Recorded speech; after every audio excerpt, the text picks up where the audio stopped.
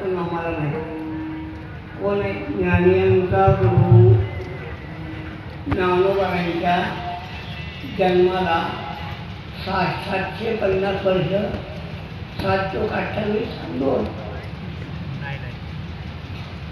चौथा महाराज 31 पिढ्या 775. नामदेव महाराज आणि त्यांच्याबरोबरचे त्यांचे कुटुंबीय 650. जगद्गुरु तुकोबान आहे 375.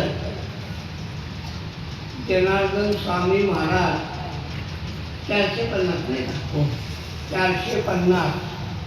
आणि नारायण महाराज देवकर 375. अशा 6 संतांच्या जन्मशताब्दीचा उत्सव आहे. नाव लय गोड दिलंय, लयच गोड नाव आहे. एका नाव वाचलं संतांचा सोहळा आणि वारकऱ्यांचा कुंभमेळा. हा कुंभमेळा मराठवाड्यात आहे आणि मराठवाड्याचं वैशिष्ट्य वेगळं आहे. मी मराठवाड्यात आलो ना, माझ्या मनापासून सांगतोय, मी तुमच्या पुढे नतमस्तक होतो. महाराष्ट्राची माझा मराठाची बोली कौतुके अशी महाराष्ट्राची जी मराठवाडी संस्कृती आहे ना, ती मराठवाड्याने जतन केली आहे.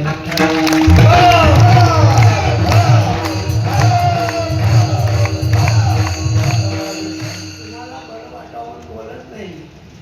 तुम्हाला माहीत आहे तुमच्या तोंडावर तुम्हाला शिवाय द्यायला गोष्ट तुम्हाला बरं नाही, पण खरोखर तुम्ही संस्कृती जतन केलेली आहे.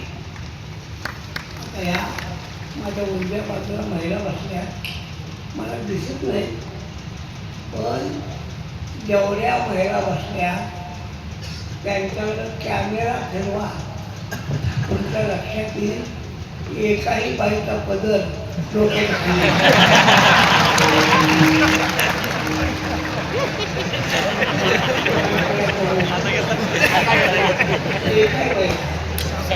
एकाही बाईचा पदर डोक्याच्या खाली नाही. असं म्हणण्यापर्यंत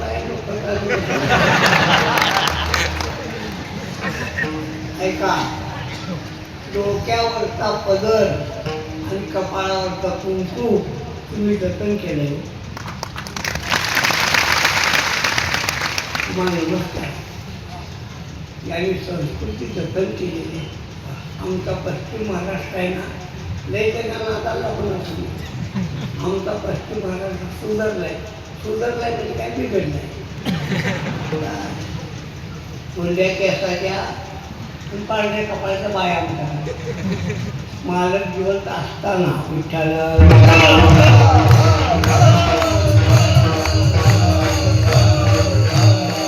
माझ्या डोक्यात एक कल्पना आली. काय कल्पना आली? मालक वाढला की बाईचं सौभाग्य जातं. तिसऱ्या दिवशी चुडा पडला जातो, कुंकू पुसलं जातं, मंगळसूत्र तोडलं जातं, पायाची जोडणी काढतात.